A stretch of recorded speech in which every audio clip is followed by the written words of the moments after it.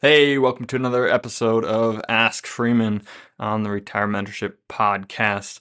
Again, these are just shorter episodes where we tackle a few of your questions that are kind of shorter questions or things that we've kind of maybe already talked about or that don't quite merit a full episode yet. And so if you have questions, you can email us questions@retirementorship.com or go to retirementorship.com/question and submit your questions, and we'll try to tackle those as we make some of these episodes as we go along. So we got a lot of good questions right away after I announced this in the 100th episode of the podcast. So we're going to hit up some of these right away here and then just keep them coming and we'll keep answering. And we'll also get back to full episodes as well here too. But this is good, I think. Change of pace from our longer episodes on just one topic. So couple questions for today. Emily asked, do I need an estate plan if I don't have any kids? That's a great question, Emily. There are two stages of life that I think are most important to get an estate plan done. Number one is when you have kids, any kid at all. Like the moment you have a kid, then you should get one done because one of the most critical pieces of that is the guardianship, hey, who takes care of my kids if I go away? Like your responsibility as a parent is to always take care of your kids. If you're not there, it's still your responsibility to make sure they're taken care of. And so unless you want the government or your state to decide where your kids go and who takes care of them, you need to do that. And that's why you definitely need an estate plan there. And then also think as we get towards the end of our natural life, obviously we could go in an accident any time, which is why we do one. Right when we have kids, like obviously there's not a big chance that you're going to pass away when you've got young kids, but you might. And so that's why we do it, right? But certainly when you get towards the end of your natural life, it's not so much of, if I'm going to pass away, it's just when, right? You will at some point. And so again, not having that, like someone's going to have to deal with all of your assets and all of your estate and everything when you pass away. It doesn't matter how much money you have, someone's going to have to deal with that. And you want to make sure you know who it is and that you've left them instructions and that you don't leave them this massive burden of, trying to figure all this stuff out without knowing what you would have wanted or without actually having some legal ability to implement things. And do you really want all of your things to go through a state, or do you want them to be able to quickly and efficiently and freely, free of charge, go to where you want them to go? And so those are the two stages of life that you absolutely need to get it done, right? Right when you have a kid, and as in retirement, as you're reaching coming towards the end of your natural life, like, make sure you've got this done. For sure, you definitely need to get them done if you're on either of those two things. You say, but do I need one if I don't have any kids? So obviously you're not in the first one. I don't know if you're, older and you maybe just don't have any kids, but you're still reaching the end of your natural life. Again, you still have assets. There's still things that need to get done after you pass away, and so you still obviously want to get it done there. I'm guessing this is from someone who's younger, not towards the end of like in neither of those stages, right? Do I need one if I'm not in neither of those? And I would still say yes. It's gonna be a simpler one though, right? Like estate plan is a big word for anything that needs to happen to our stuff, right? All of our assets and liabilities and all that when we pass away. And so you'll need a more involved one if you have kids. Like you might have the trust and some of these other things. You're going to need a more involved one if you are uber wealthy or if you're trying to disinherit children or some of these other things.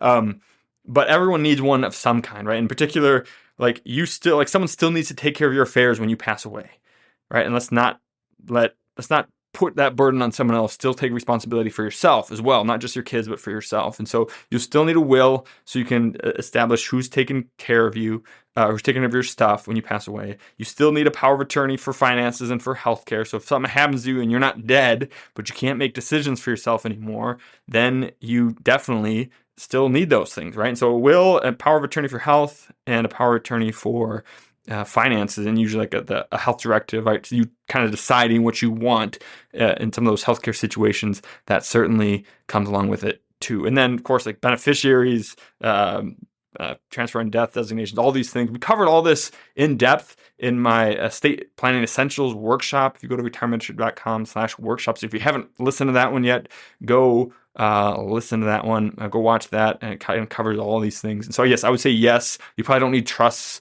You probably don't need a big fancy will. Like you can get this done pretty inexpensively. And so yes, I would still say, Emily, you still need one even without kids. It just isn't going to be as involved as if you had some. So hopefully that's helpful for that. Kwan asks, where's the best place for my extra money to go? I'm saving aggressively. I feel like I'm saving enough for retirement and I still have extra cash flow. What's the next best place for that to go. Well, great. Hey, man, good for you for having, great income. Obviously, you're controlling your expenses, so you've got extra money, and you've got, saving enough for retirement. You got that goal. Retirement's not the only financial goal, right? And so I'm glad you're it seems like you're aware of that, and like, hey, we don't always need to just push more into retirement. There's other things we can do.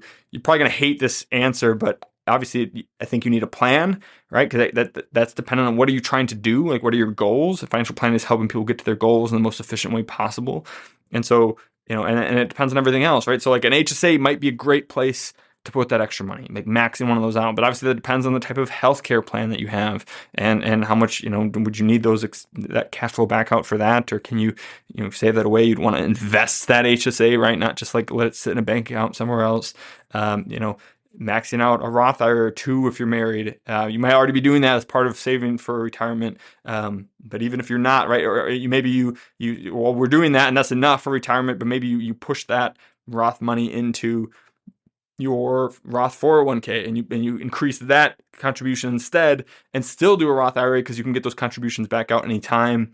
There's other reasons you can get the growth out. It's tax-free. Even if you put a bunch in a Roth IRA and then pull all the contributions back out later, you could then let that growth continue to grow tax-free forever. So that's a great place to do it. Depends on you, right? When will you need it? Do you need it soon? Like in the next couple of years, it's just extra money, and hey, I might need it in the next 6 months to 2 years, and so then you wouldn't want to invest it because the market might go down in that time. Or is this money? Hey, I don't ever foresee needing this, so let's put it away. I love being cash rich. That's a good problem to have, right? But you'd want to put some of that maybe in a money market mutual fund, or you get some of these better rates that are more flexible. So there's so many places you could put that, Quan, that I think you're still going to really need a plan and say, hey, what are my objectives? What am I really trying to do? And then what are the best places? So, and then based on that, right, you know where you're going, and then you've got a plan to get there. That's going to tell you, hey, what's the best place to put all these other funds? And it's, I think this kind of question usually comes from,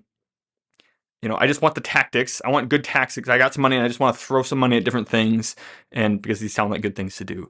And you're really going to get more traction and achieve your goals faster if you actually have those goals written out and you have a plan to get there, and instead of just trying to do a whole bunch of good things and hoping it works out. So I would recommend the plan first, but there's certainly some other just tactic ideas of places you could put that as well. Friedrich asks, said my work just started a Roth 401k in addition to the traditional that they've always done. Should I do Roth or traditional in my 401k? Well, Friedrich, we actually talked about this a couple times back in episode 44. It's called To Roth or Not to Roth. We talked about it there. Also in episode 87, we talked about should I convert my IRA to a Roth, which is a lot of the same. It's the same question in different forms, right? Roth or traditional. So we did long form episodes on those, so check those out. The short answer here is it depends on the tax rate you're in now and the tax rate you're going to be when you pull it out. If your tax rates are higher now and they're going to be lower when you need the money down the road in retirement, then you would probably do traditional now, because then you're avoiding the higher taxes, and then you take it out lower. And yes, you'll be taxed at the end, but then you're taken out in a lower tax bracket in retirement. And so overall, you might pay less taxes. If you're, you think might be in the same tax bracket or they're going to be the same, you might do Roth. But all that depends, right? Tax rates are going up automatically in 2026 when the Tax Cuts and Jobs Act expires. And so even though tax rates might be, even though they're certain way now, they're automatically going to be higher later on. So you won't necessarily be in a lower tax bracket, even if you feel like you're going to live on less in retirement down the road. They can change the tax brackets again. There's considerations around, if you make too much money in retirement, then more your Social Security can be taxed, or you can pay more in a Medicare surcharge or some of these other things. So there's lots of layers of this. And so I'd go listen to 44, episode 87, and then we did a whole workshop on tax planning and how to reducing taxes in retirement, which is not just about being in retirement. A lot of it's like, hey, what are the things we can do before retirement to reduce them in retirement? And so again, you can go to retirementmentorship.com/workshops to find that workshop as well. And then retirementmentorship.com/87 or /44 to find those other episodes. You can just scroll back in your podcast player and start to and find them that way. So hopefully that gives you the short answer and some resources to go find that and hopefully that will help you out in deciding. It's nice that they finally offered that. It's, I'm always amazed that some companies still haven't jumped on that bandwagon. They're still doing the old ones. Secure Act 2.0 just came out at the end of 2022, which changed, like made over 100 changes to all kinds of retirement rules and limitations and abilities and all those things. So like one of the things that's going to be coming out is, for the longest time, we've told people like, hey, even if you do Roth 401k contributions, your employer is always going to be putting it into the traditional because they want the tax deduction, right? They're not going to pay the taxes on that, which is obviously if you're doing Roth, you are paying the taxes now and they don't want to. That's the whole point of giving you the benefit is then they get the tax deduction on that match or on the money that they're putting in there. And so for the longest time, no matter what you did, they would always be throwing the match in a traditional. Now with this new change that's come out, eventually people will be able, like now companies can do this. They're still figuring out how to roll it out in most cases, but eventually you'll be able to actually pick where your employer money goes to. And so if you're doing Roth contributions into your Roth 401k and the employer's putting in traditional, you can actually have them put it into the Roth instead. Now, the employer still wants that tax deduction, and so they're going to make you pay the taxes on their match. And so it will, more will be going in there, but less will be coming to your paycheck as you pay that additional taxes in there. So they're still working out how to do that tactically, but now legally they're allowed to do that. And so the changes like this, there's all kinds of changes. They're changing stuff all the time. And so anything that I say now might become irrelevant by next year as all these things change. And that's why, we like keeping up on these things. We're always parsing out, hey, when they roll out 100 changes at once, which ones are actually relevant to you and which ones can we completely ignore and how does it change that planning landscape? So I always take that with a grain of salt. Anything we talk about here might become irrelevant. And I try to make most of the the big episodes stand alone and be timeless. But some of these more ASCII ones may be less timeless and be maybe more for the right now. So hopefully that's helpful for you guys. We'll be back next week. Again, if you have questions, email us retirementorship.com/questions. Or sorry, you could go there and submit one, retirementorship.com/questions to submit one, or email us at questions@retirementorship.com and we'd be happy to answer them. Till next week. See ya. Cheers. If you enjoyed that, you would love being part of our free membership community. It's called Retire Membership and it has a host of benefits all for free. For example, you can always buy my book, 3D Retirement Income, on Amazon. But if you join us at Retire Membership, we will send you either a hard copy or paperback for free, provide the ebook and the audiobook so that you can listen to it if you don't have time to read it. In addition to that, we'll also provide you with a bunch of content that you can't get anywhere else. For example, we have our quarterly Retire Mentorship magazine, which comes out quarterly and has no ads whatsoever. It's just timely content to help you stay the course. We also have workbooks for our free online workshop to help you get the most out of those, flowcharts to help you make better decisions, and a weekly email to provide timely content that you can unsubscribe from at any time. We never ask for any payment information, and we never share your information with anyone else. We just want to provide timely content and help you stay the course to retire successfully and stay successfully retired. There's no reason to wait, so join us now at retiremembership.com, or you can click in the link in the description and it'll go right there. We can't wait to see you in the community. Cheers.